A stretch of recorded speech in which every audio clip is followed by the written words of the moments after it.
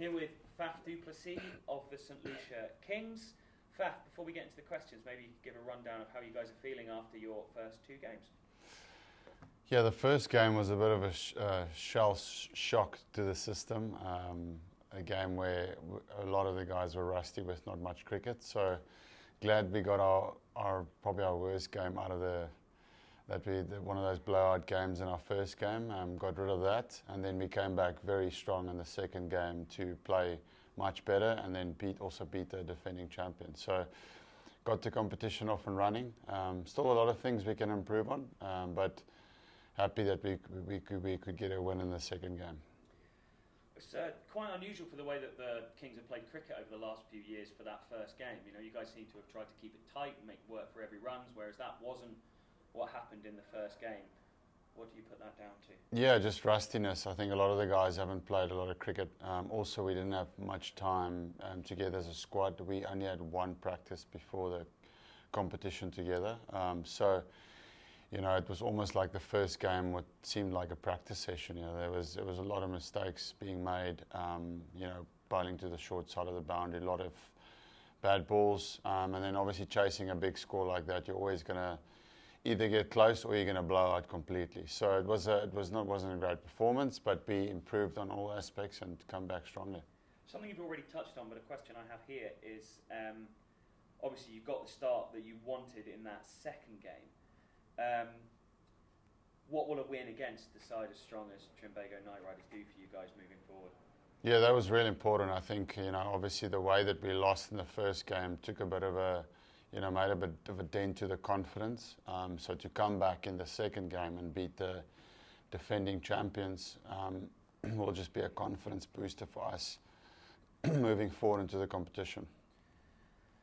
You've had, I suppose, from last year, from the Kings, obviously this is your first year with the franchise, but last year, very, very close to winning this, obviously came up against a fantastic TKR side on a huge run. Andy Flowers said in previous press conferences that the franchise is hungry for success. Is that how you're feeling as you come into this new setup? Yeah, I mean, it's obviously not being part of it last year.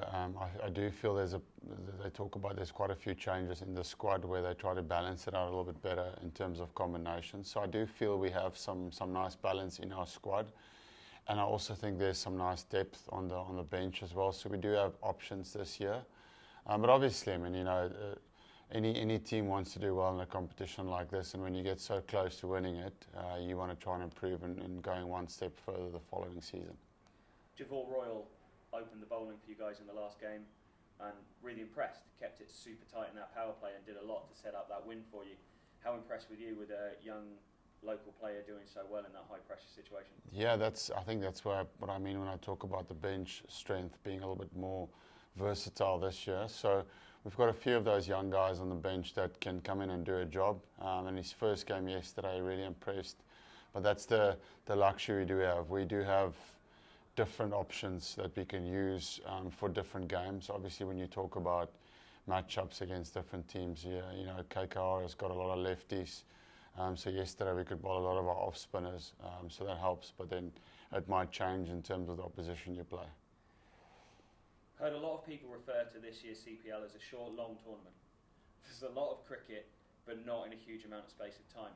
How important is it, do you think, for you guys to get on a roll to start winning and lock up one of those qualifying positions in a tournament that seems quite close in terms of the teams this year? Yeah, I think, well, obviously every team is going to try and find some role or momentum when it comes to this.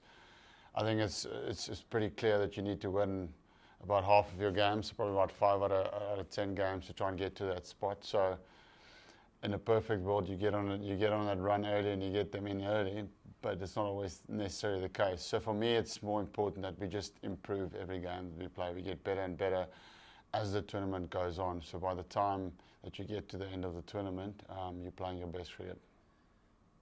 Have to ask you about you and how you're feeling. Obviously, this is the first cricket bat for you since June, I think, from that nasty bang that you had at the Pakistan Super League. How does it feel to be back playing cricket? How's the head? Yeah, it's not, to be completely honest, not 100%. You know, I was really pushing hard to just get back on the field because it's been so long. So myself and the people that's been working with me knew that it's not completely there yet, but that's okay. We expected that, still playing with some symptoms and some headaches. Had a dive for a catch yesterday that didn't help. Felt like I ran into a bus when the match was finished. So small things like that will still play. Unfortunately, will still have an effect on me. Very much symptomatic on obviously stuff like the heat plays a role with it. So it's very sensitive. So I'm probably floating at around 85%.